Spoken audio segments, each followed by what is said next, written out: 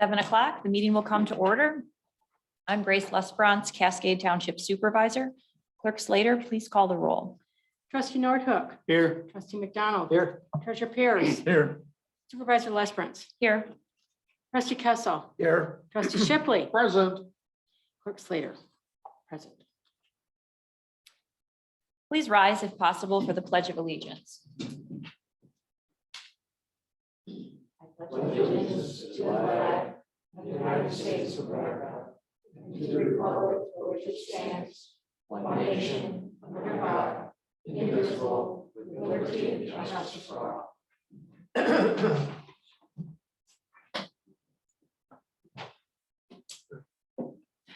Is there a motion or discussion for approval of the agenda? Shipley makes a motion to approve the agenda. Kessel supports. It's a motion by Trustee Shipley, supported by Trustee Kessel to approve the agenda. All in favor? Aye. Opposed? Motion carried. Article 4, presentations. We have none this week. Article 5, public comments. Just want to note that there are no public hearings on specific items on the agenda tonight. So this is the time for those wishing to comment on any items that are on tonight's agenda. Please limit your comments to 3 minutes. And if you're able, please come to the podium, state your name and address for record keeping. We welcome anyone wishing to speak.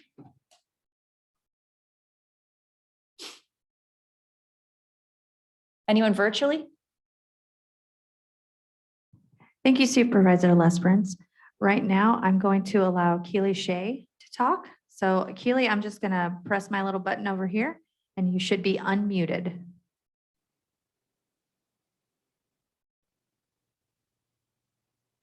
Are you there, Keely? Yes, I am. Thank you. Can you hear me? Yes, we can. Hi, thank you so much. Excuse me. So I actually listened into the last board meeting, or just last week's board meeting, and had some concerns that were raised. And I'm wondering if you can tell me who drafted the policy labeled 2021-003, the use of township legal services. Who actually drafted that? That was Manager Swayze. So Manager Swayze drafted that without any legal counsel's help? Yes, and then it was approved pending our township council's review and approval, but yes. Okay, well, thank you for that information, because it actually, it just does I have some further questions. I'm curious if Ben Swayze was present at the October Personnel Finance Committee meeting where this was suggested, this new policy. Yes, he was. Okay, so can you also tell me what is Ken Pierce's role as treasurer in monitoring the financial records of Manager Ben Swayze? Treasurer Pierce, I'll let you choose whether. What do you mean by? So do you oversee all of the financial records as our township treasurer? No. No, okay. So I guess the point I'm getting to is in Manager Swayze's memo, it says facts, and he lists off all of the facts that he states are the reason that there has been an uptick in legal service costs.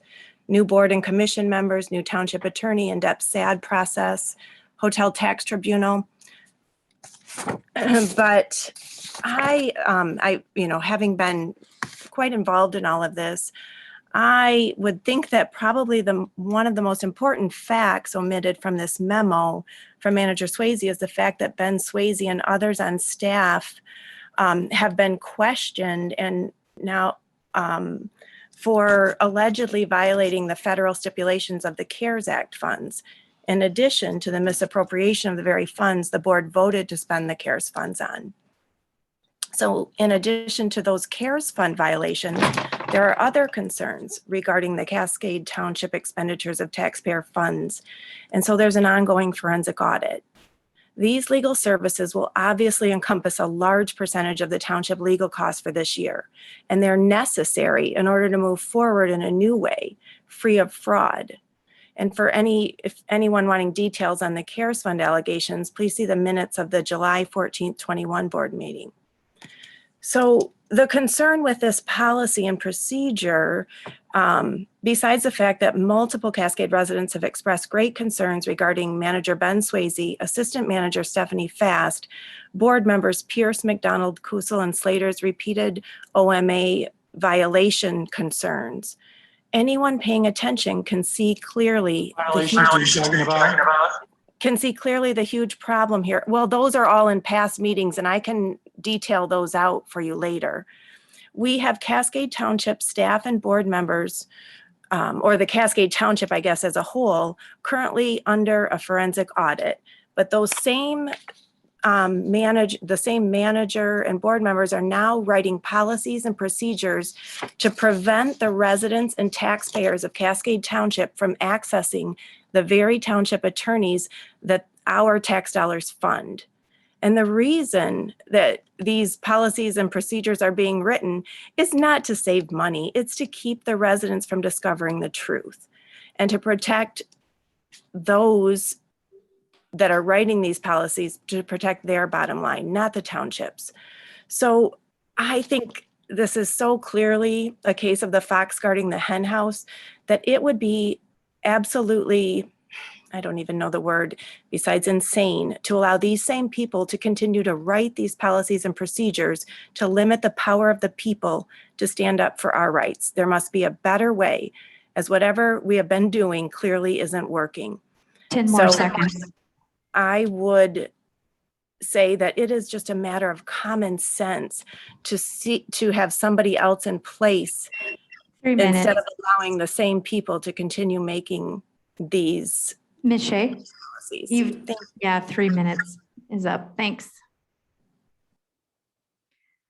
Would anyone else in our Zoom participant pool like to make a comment at this time? We'll give them a few moments to raise their hands or press *9 on your phone if you're participating via telephone.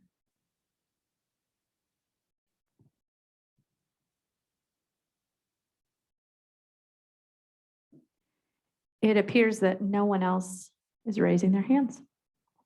Okay, thank you. Article 6, approval of consent agenda. Is there a discussion or a motion to approve the consent agenda? Shipley makes a motion to approve the consent agenda as it's recorded or written. Second. It's a motion by trustee Shipley, supported by clerk Slater to approve the consent agenda. All in favor? Aye. Opposed? Motion carried. Article 7, financial actions. We have none tonight.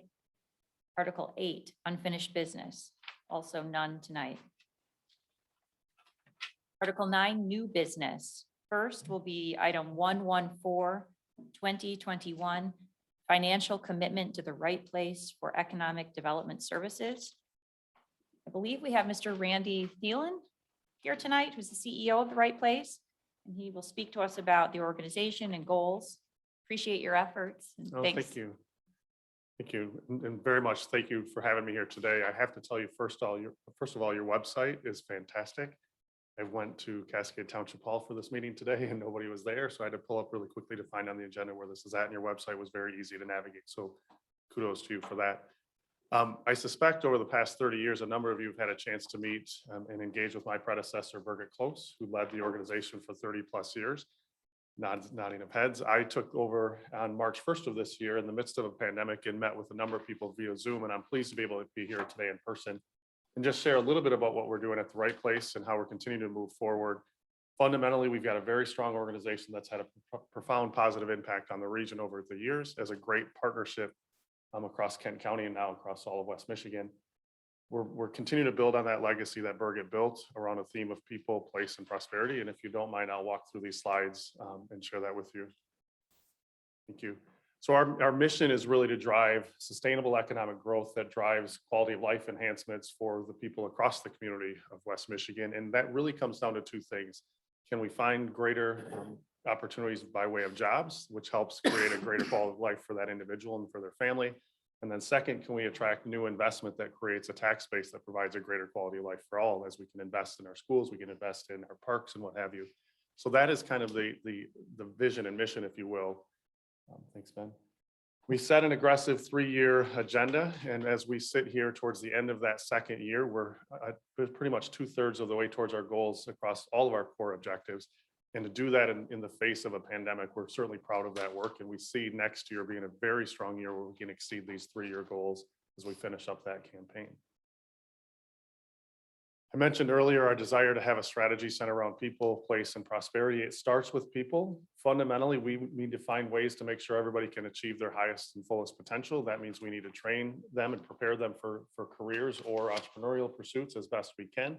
And we need to be mindful that it needs to be for everybody. I think our data unfortunately shows that it hasn't, the economic growth of West Michigan hasn't been sort of applied equally. We've got some of our folks, particularly our communities of color, who have not been able to have job opportunities and wage growth like other demographics. So we are leaning in aggressively as we now look at about 30% of our region is people of color. So a couple of things that we're doing there. We've just received what's called a regional innovation grant, where we are working with companies across the region that find ways to ramp up. First, get people who are currently unemployed and maybe out of the workforce altogether, get them trained up and ready to pursue new careers. So we're working with companies across the region to accelerate that training program that really can improve people's quality of life as their wages can climb. I'll just mention the last one, just as we try to be mindful of time. Hello West Michigan is a really interesting pursuit of ours as a partner there, where we're working very carefully on talent attraction. And if you think about the way that the pandemic has impacted how people are moving across the country in ways we really have never seen before, now people have the ability to live anywhere and work remotely. And so now part of our energy through this Hello West Michigan campaign is really invite people, if they have a remote job that they want to maybe move out of California, move out of New York, move out of Chicago, which has certainly been happening, that we have a great quality of life here, and they can bring their job, they can bring their income, they can bring their family, and really add to the mix here in West Michigan. Place is our second core objective now, and it's a new endeavor for us. We recognize that if we're going to retain people here, retain young people here, retain and attract talented people from across the country and around the world, we have to have a dynamic place. And certainly we've made a lot of investments in this space, having been born and raised in Michigan, but moved away the last 10 years and coming back. The work that's been done throughout the region, particularly here in Cascade, is impressive. And it is a magnet. That's why you're seeing the kind of residential growth that you're having. And that's why the business growth is following as well. So we need to continue those investments, because the best and the brightest markets across the country are not sitting still. They're trying to get better each and every day. And frankly, having moved here from Denver and seeing one of the fastest growing markets firsthand and being able to work and live in that environment, I see opportunity for us to continue to refine what we do and get better and more attractive place as a result.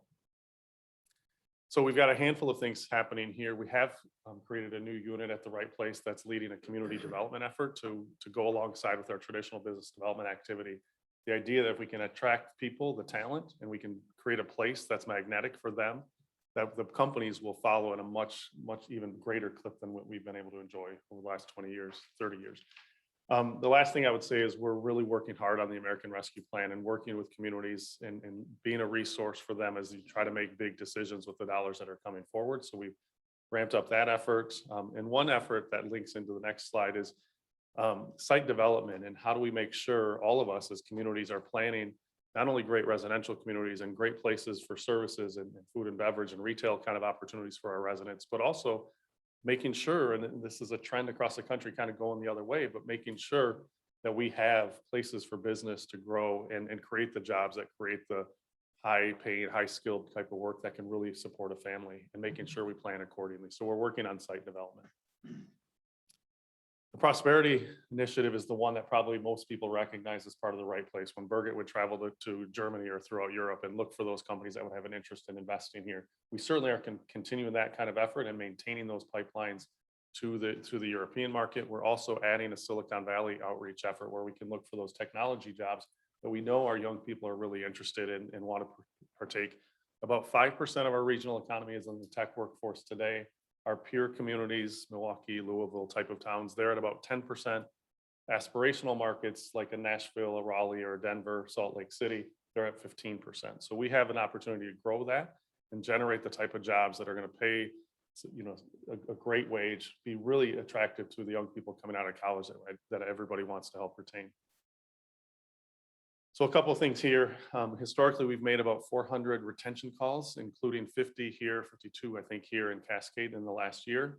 Calling on companies, making sure first and foremost, our existing customers, if you will, are happy here and looking for opportunities to grow. Next year, we've got a goal of hitting 600, so we're substantially increasing that business outreach. We can't expect new companies to come here if our existing companies aren't satisfied and performing well. So we're active in that space. I referenced tech before. We're also launching a regional tech sector strategy to make sure we've got a coordinated effort and a thoughtful strategic effort to pursue that space. I mentioned earlier, excuse me, I have allergies. I promise. I've been tested repeatedly. It's a very tough time to have allergies.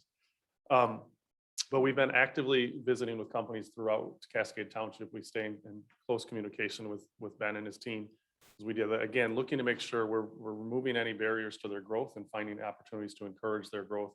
In fact, I think on the next slide, you'll see we recently had just a great announcement with L3 Harris, which is they make the black boxes for airplanes, and turns out they're actually orange, which is kind of fun.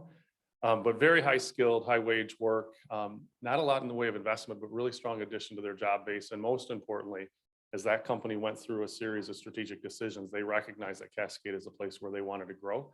So they've moved their footprint from across the country and really started to consolidate here. And that site has a lot of opportunity for additional expansion and growth. So terrific company with terrific employment base, paying very strong wages, and we're pleased to be able to be a part of their growth.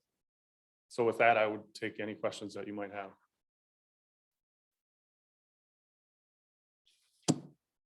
Couple comments.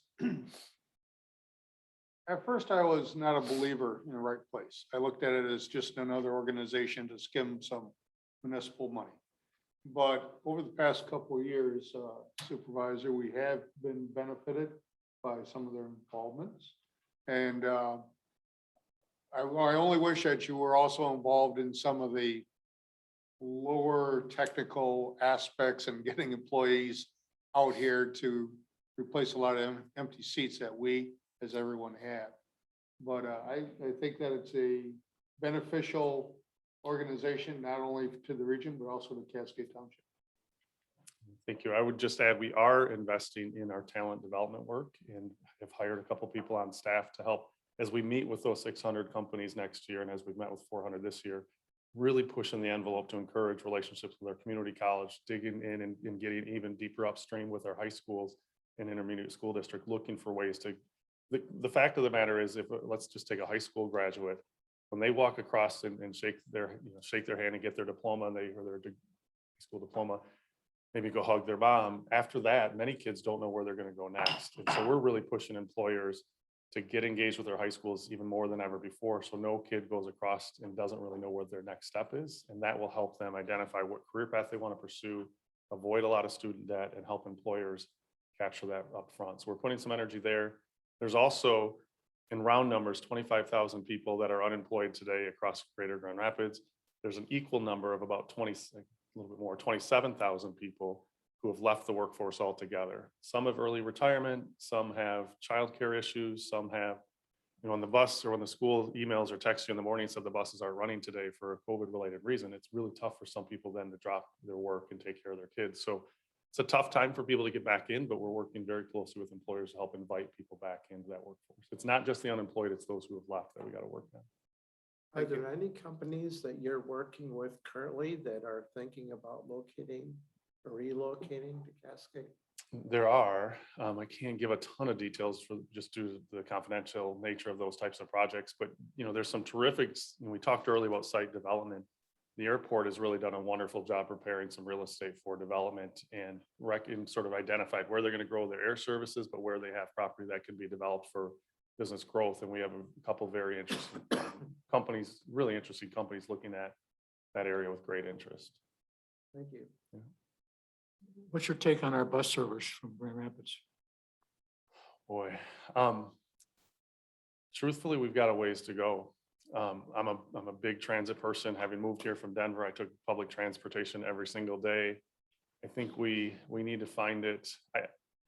I haven't ridden it yet coming back, so I'll give it a shot personally, but I think that's an area where when I look at where it goes and when it goes, we have to work harder at lining up those higher frequency bus routes that are providing more frequent service for those sort of moments when we're naturally shifting to work, that early morning moment, that 5 o'clock moment. I don't think we have quite enough service going to the right locations just yet. I do know the new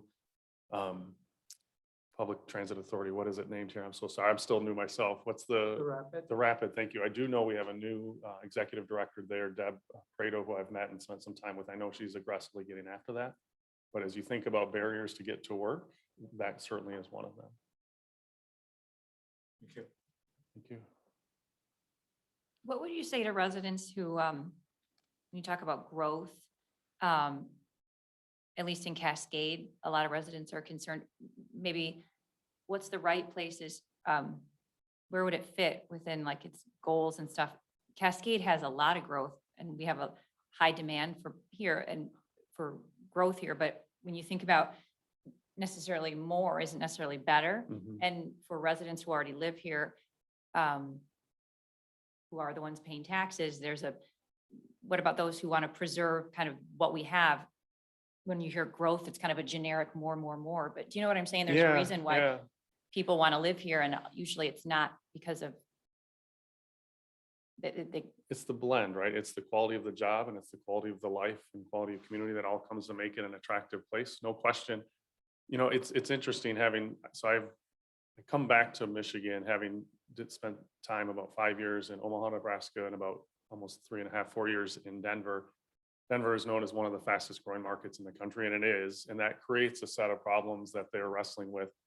That problem set, though, I would tell you is a far, far, far better problem set than one of stagnation or decline. And, you know, one example I saw firsthand there is Boulder, Colorado, which is beautiful. It's a beautiful place. It's a beautiful town, but they pretty much put in a no growth policy about 30 years ago.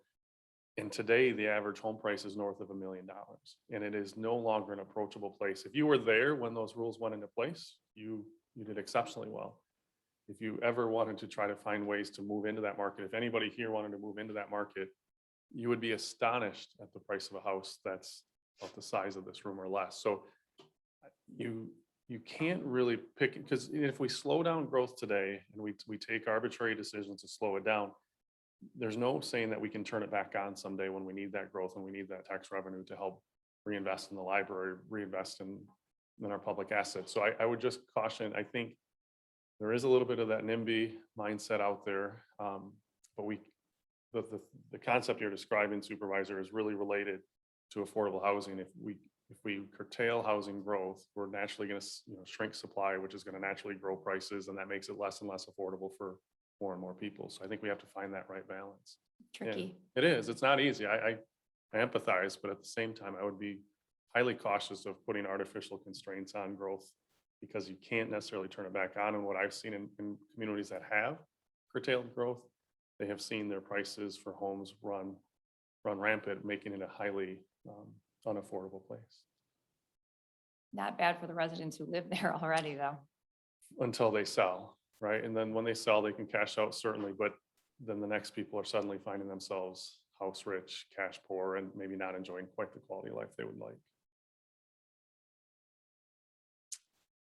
Well, thank you very much for your time. Thank you for your partnership over the years. I do hope you continue and support our efforts. I appreciate your comments, Trustee Shipley, and certainly, Ben's got our phone number. I'd be happy to share my cell phone number. If anything ever comes up where you need our support, we'd be happy to be there.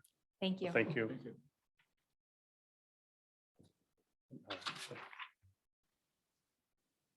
Next, item 115-2021, public hearing for stormwater ordinance adoption. We have a Oh, recommendation. sorry. Thank you.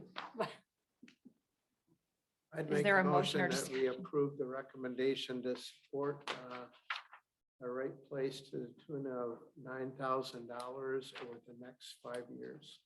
Shipley supports a motion. It's a motion by trustee Kessel, supported by trustee Shipley, to approve the resolution supporting the right place for a 5-year contract of $9,000. All in favor? Aye. Opposed? Motion carried. Thank you. Item 115, 2021. Public hearing for stormwater ordinance adoption. Manager Swayze. Great, thank you. So you're going to hear a lot of acronyms throughout this, so hopefully you can keep them straight. But we own and operate what's called a small municipal separate storm sewer system, MS4 for short. Sorry. And so to explain an MS4 system, it's a conveyance or a system of conveyances that's owned by a state, city, township, village, or other public entity and discharges waters to the waters of the US. It's designated or used to collect or convey stormwater. That could be storm drains, ditches, or pipes. It's not a combined sewer, so it doesn't involve sewage, created from a home or a business, and is not part of a sewage treatment plant or a publicly owned treatment works. So in order to prevent harmful pollutants from being washed or dumped into MS4s, so municipalities such as Cascade Township are required to obtain a National Pollutant Discharge Elimination System permit, or an NPDES permit. So if you have an MS4, you're required to have an NPDES permit. And then part of that is you also have to develop a stormwater management plan, or SWMP. So the SWMP describes the stormwater control practices that will be implemented consistent with the permit requirements in order to minimize the discharge of pollutants. So we partner with the Lower Grand River Organization of Watersheds, or LGRO, in order to administer our MS4 NPDES permit. We do that along with 23 other Kent and Ottawa County organizations. So each one of our communities had the opportunity to use the model ordinance and manual with some modifications to suit our specific goals, provided the minimum state requirements are met. So our proposed ordinance and manual were reviewed and tentatively approved by the Township Board in 2016, which allowed us to forward it to the state for review, who took an exceptionally long time to do that. However, they have issued our MS4 permit as of June 30th, 2021.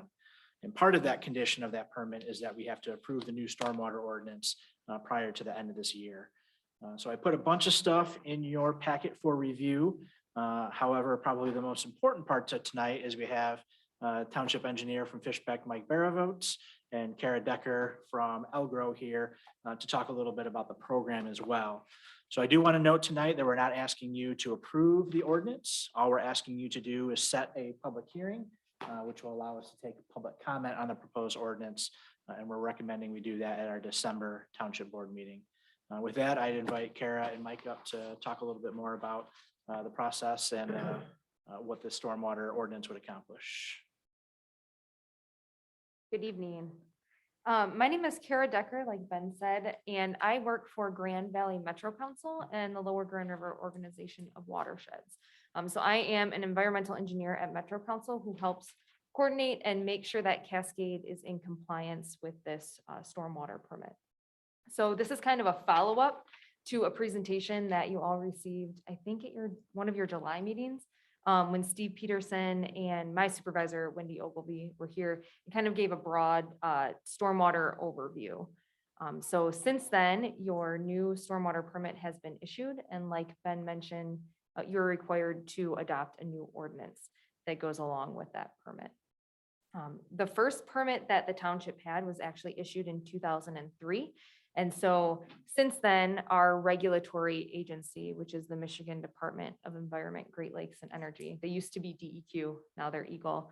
They're local regulators, and they've updated some of those stormwater regulations, which is why you're now getting a new permit and have new stormwater standards to follow. I appreciate that Cascade has always been very progressive in your stormwater management. You guys have really done more than a lot of other local communities have done as far as making sure that stormwater is managed properly on new developments and redevelopment sites. So Kent County has already implemented these new standards. And like Ben mentioned, at Metro Council, we work with 23 other communities just like yourselves that are adopting these new standards. So everyone in West Michigan is going to be on the same page. Currently, you have, and you'll have to help me, Ben, what ordinance or what township code is currently in place. So this will be, we're asking you to repeal that stormwater ordinance and then replace it with this new one. So Mike and I are here to answer any specific questions that you have regarding that. But like Ben said, we just are here tonight to answer questions and then for you to entertain a motion for that public comment period. I don't care which one answers it, Mike, maybe, as I read through it, it looks like it has some more stringent requirements than what we have now. I don't think that's necessarily a bad thing, but I would like you to comment on it if you would. Yeah, certainly. Hopefully everybody had a chance to read my memo. I tried to boil down the ordinance into a few pages. Really, if we want to get into the details, there's really three components. If we're looking at stormwater design on a new site and what the requirements are, we've always had these three requirements, which is the water quality, the channel protection, and then the flood control. With this new ordinance, really the water quality and the channel protection are the requirements have increased significantly. So water quality, they have to prove that they're removing 80% of the total suspended solids. And that's a metric. There's I don't know if anyone had a chance to look at it, but the stormwater design manual, it's 143 pages of light reading if you have insomnia. There's multiple BMPs that a developer can use to achieve that metric for the water quality, and they have to get to that point. On the channel protection, that's probably the one that is going to be most difficult for some developers to accomplish, depending on the type of soils.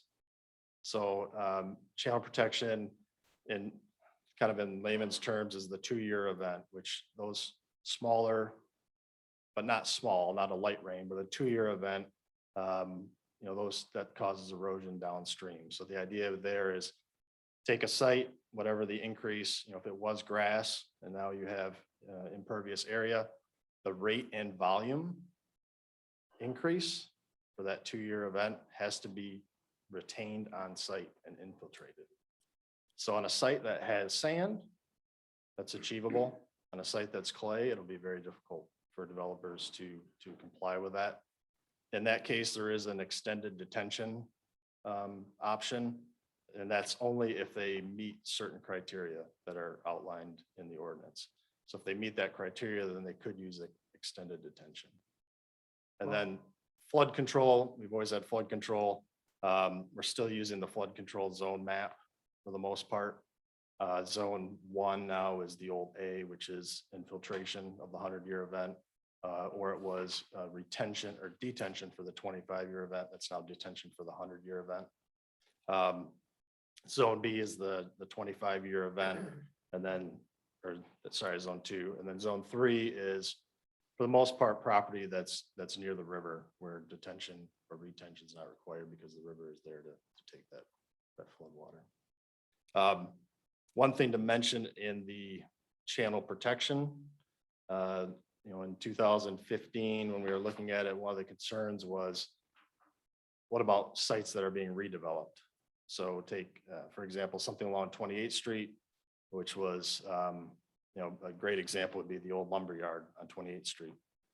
Under the current or the proposed ordinance, it would compare for channel protection pre-development. So the lumberyard that's there. So if there's a new development comes in, less impervious area than what's currently there, the requirement would be easily met, because there's no increase in rate and volume.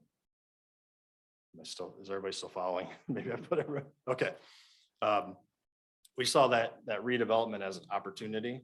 And so there is in watersheds with impaired downstream conditions, in that case, if there is redevelopment, it goes back to pre-settlement.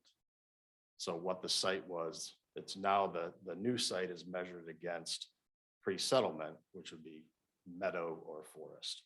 So we see that at the time, we saw that as an opportunity to improve stormwater instead of just maintain the status If quo. you look at the Subaru expansion there on 28th Street, under the new proposed ordinance, would they have trouble meeting the requirements? Potentially. I mean, there is a way to meet them. I mean, if the soil conditions would allow it, then they can do the extended detention. But on that site with some more clay soils, it'll be difficult. Yeah. I don't, developers are not excited about this. Does it change or alter the enforcement aspect of it? I think so. You know, there is still, there is, you know, they need to have a permit now, or they will need to have a permit. They need to have a maintenance agreement. If, you know, that maintenance agreement is not followed, then the township can take some action and complete that maintenance if it's necessary. So yes, I think in general, this has more, lack of a better term, teeth than the old ordinance. So I think really after adoption of the ordinance though, you know, really it's how do you put that into practice? And if you want more oversight on developers, then setting up some milestones of when things need to be inspected and things like that. You know, it's really about how do you know, go forward with it and make sure it's being followed. I have a question, Mike. The enforcement, the following up, the monitoring, that still falls on the shoulders of the township then to do that? Mhm. Township also still issues the permits The under the new ordinance. stormwater permit, Right. yes. Okay. I only got one other question if you want me to ask it now. Yes. Back in July when this came about, and, you know, I'm not highly educated. The question came up and I don't think I understood. We have some of our communities adjacent to us that haven't signed into this, Ada being one of them. How come? I'll take that. Okay. I'll take that question. Ada Township does not, and Ada Village do not have a stormwater permit. They used to, actually, but so these MS4 permits are based on population data. So Cascade Township owns and operates its own storm sewer system, and the population of the township is large enough to fall under these requirements in order for the state to issue the township a permit. The interesting thing is that 2020 was a census year. And so once that census data is published, I think we're going to see a lot more communities in the area fall under these regulations.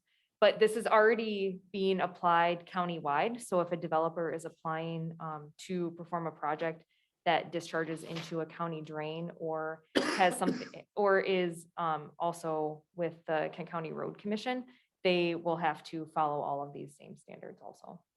So for the time being, we're holding the smoking gun. For Yes. now, yeah. Okay. That's an old term. Yes, You want to yep, understand. yeah. Thank you. So my question is, we're building a new fire station and right now we have about 80% of that site is pavement and building. We're gonna remove that and go to about 75 or 80% pavement and building. We're going back to Little House on the Prairie standards here. Is that what I understand? Yeah, sorry. Yeah, because it's in one of those sub watersheds that's impaired. Yes. Okay. And I think in 2015, you know, I don't know if that was even, I don't know if the township hall was even a consideration and. Yeah. So overall, as a Well, they've whole, been it planning was saw on- as an opportunity to improve stormwater on those redeveloped sites. And it's only in those areas with the sub watersheds that have issues downstream. So. Fire station's been in the works for over 5 years, but it's finally getting done. So, yeah. All right.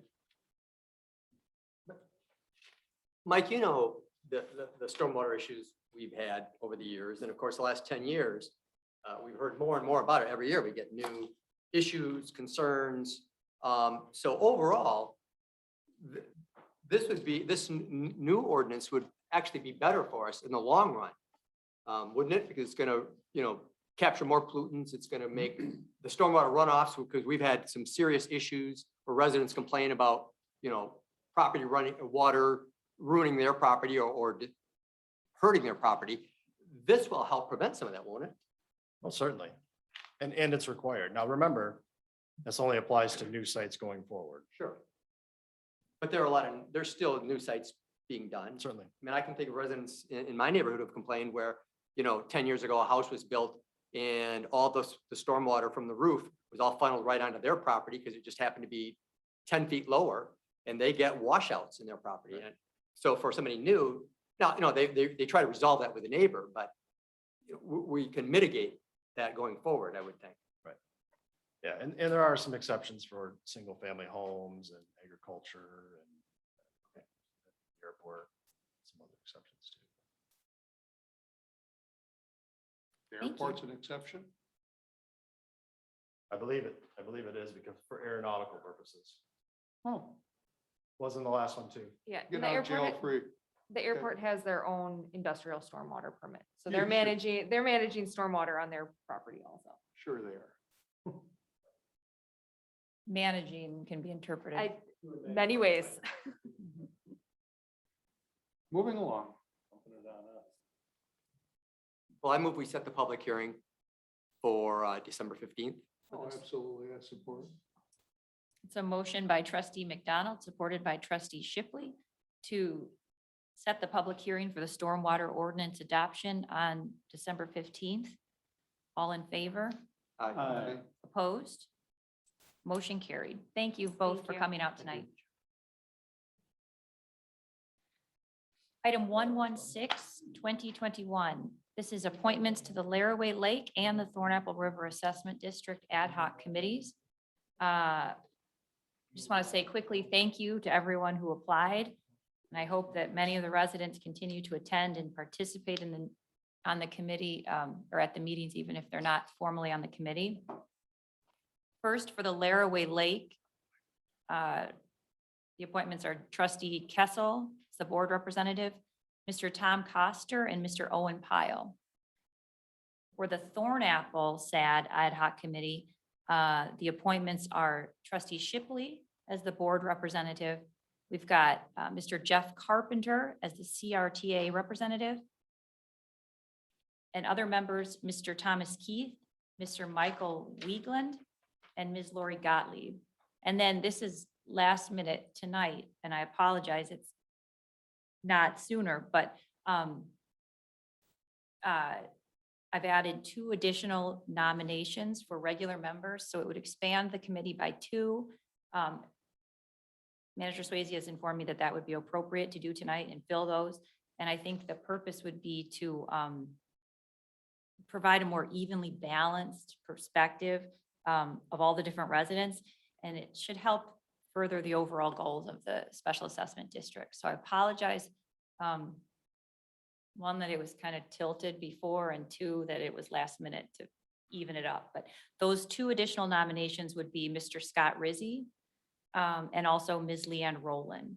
So with that, any questions, concerns, motions?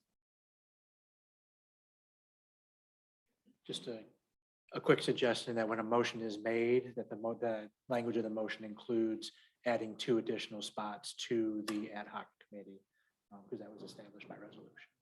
So.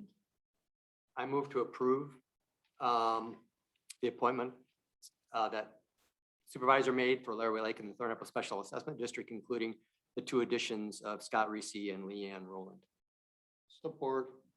That's a motion by trustee McDonald, supported by trustee Shipley, to approve both ad hoc committee appointments in full with the creation of 2 additional spots to the Thornapple SAD committee, and those 2 appointments being filled by Scott Rizzi and Leanne Rowland.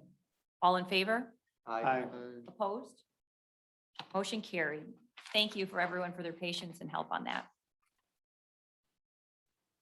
Article 10, public comments.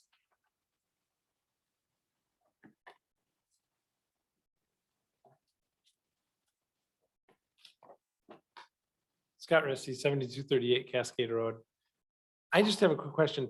when those two were talking about the stormwater management thing, did they say that you have to receive a permit for stormwater management from the township? And the township manages that? Because I was under the understanding that is all done through Kent County. That's exact. Okay, are we talking about two different things or am I misunderstanding something? Both? Well, I think Major Swayze might have the answer. I'm not Yeah, sure. so the new ordinance will require both of those. So you have to have a stormwater management permit, no matter where your project is. You'll also need to have a soil erosion permit through Kent County Road Commission if you're within a certain distance of a protected body of water. Okay, so would this ordinance change the way we enforce stormwater management now? Because I believe currently we rely on the county to enforce our stormwater. We're responsible for enforcing the stormwater stuff. The county is only responsible for enforcing soil erosion permitting. Gotcha. I understand where you're So coming the- from. They're the- two different items. So the county permitting process ends when the project is complete, because soil erosion is only a construction permit, where the stormwater permit is a permanent permit that we will continue to monitor throughout the life of the development. Okay. Thank you. Thank you. Good question. Trustee Nordhook? And you are the enforcement of the ordinances, correct? Yes, so I don't know what the exact language in there is in there, but it's pretty much the township manager or his. Thank you. Good question. Thank you. Any other public comments in person or virtually?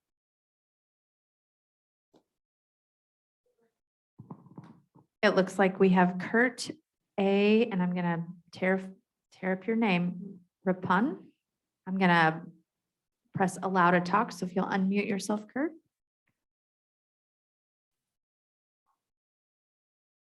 Thank you very much. Can everybody hear me okay? Yes. Ken? Thank you. Yes, it's Kurt Rapoon. So it was close. Oh, sorry, thanks. Nope, you're very good. I live at 3517 Triple E Court Southeast. I want to thank the Township Board for allowing the opportunity to participate via Zoom. Makes it very easy when there's multiple documents that you want to reference when talking to the township. So thank you for that opportunity. What I wanted to ask was, I'm looking at the September 22nd Township meeting, Article 9, 101-2021. According to the minutes, was the consideration of a resolution establishing the ad hoc Thornapple River Special Assessment District Committee, which is part of what we talked about earlier. But when I go to the agenda packet for that same meeting, and I go to the supporting documents for that same Article 9, 101-2021, there's a memo from Mr. Swayze, and the very first sentence says, at the September 22nd, 2021 Township Board meeting, the Township Board approved the Special Assessment District. Well, how can the packet that's supporting the minutes for that evening state something was approved before the meeting actually occurred? So I guess my question is, I'm trying to find where in the township records that the Special Assessment District for the Thornapple River was approved. I'll let Manager Swayze answer that. Yep, that's a nice thing about being in the public eye, is all of your errors are amplified. So, and that typo was actually pointed out that night as well. So the Thornapple River Special Assessment District was approved at the September 8, 2021 Township Board meeting. Thank you. Good catch. Thanks, Manager Swayze. Thank you. I've been in the process of downloading and reading all the minutes. The website, when you do a search, it comes back with a lot of hits that have nothing to pertain with the keyword search that you were doing. So a little tedious, but I appreciate that information. I yield the rest of my time. Thank you. If anyone else participating via Zoom would like to speak, please press raise hand, or if you're participating via phone, press *9, and I'll wait a few moments, Supervisor.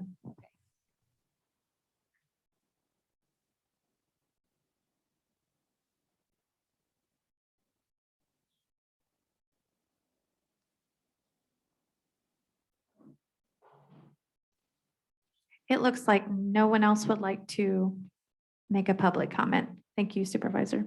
Okay, thank you. That will conclude public comments for tonight. Next on the agenda would be manager comments. I have nothing tonight. Thank you, Supervisor. Article 12, board member comments. Trustee Shipley? I always got to stand up and thank you guys for coming. It's part of my thing. And for anybody out in Zoom land. I do have one thing. You know, we're downsizing the staff of the township office through losses. I think that the township and board, township staff, we need to evaluate what they need for replacements. Tonight was a prime example. We talked about an engineer, and I know that Mr. Swayze has talked about that before. So, Ms. Supervisor, I would like to see brought up and approved a study on what our township needs for staffing and a time study that goes along with it. I mean, that supports your staffing requirements. And I'd like to see an organization that is experienced at that.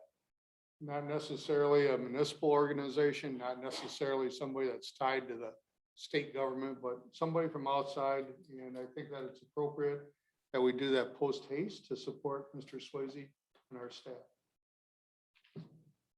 Thank you.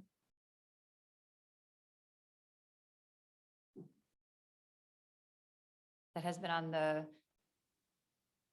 front for a while now, so. Yeah, it's on the front. It's time that it rises up above the level of the swamp.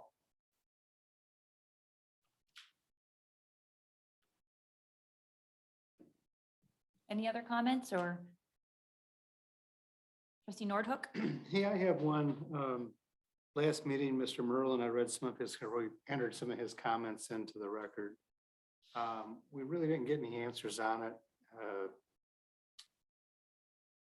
He had some concerns about how the assistant manager's salary was being paid out of the police millage fund and how that, how it looks that way.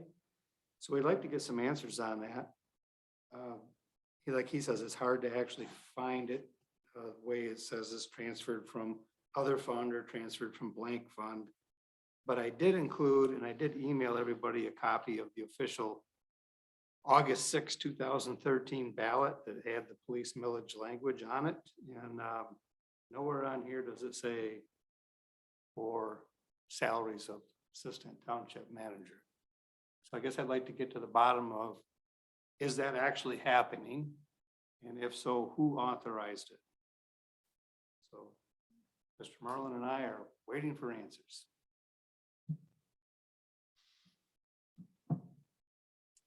Anybody care to take a shot at that? Was it a committee?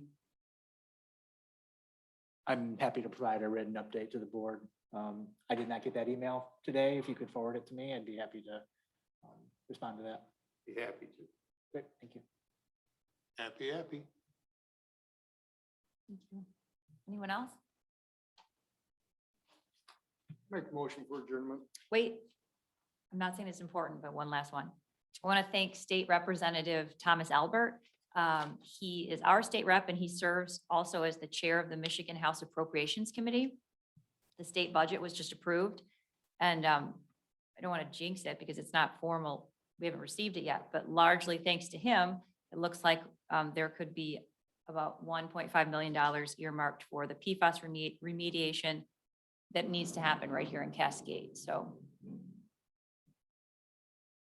Manager Swayze, is that premature to say that? To It is thank- not premature, so it's been published as part of the budget. So in the way the state does things, it is actually a grant that can be applied for by a partnership of a city in Kent County with between X and Y population and a airport in a county with a population between X and Y. They basically put it in as a grant that can only be applied for 1 or 2 entities. I have talked to the city of Grand Rapids staff. They're working with the airport staff to figure out exactly how to get that money into the coffers. So at the very minimum, the entire phase 1 of that project is now funded. So we're working on phase 2 funding, However we get there. wherever we get there. Thank you. Motion by trustee Shipley to adjourn. Support. Well, I got hurt feelings now. Maybe I just want to retract that motion. Oh, I'm sorry. No, motion stands. Supported by trustee McDonald to adjourn. All in favor? Aye. Opposed? We are adjourned. Thank you. Thanks for coming out tonight. So bottom line is,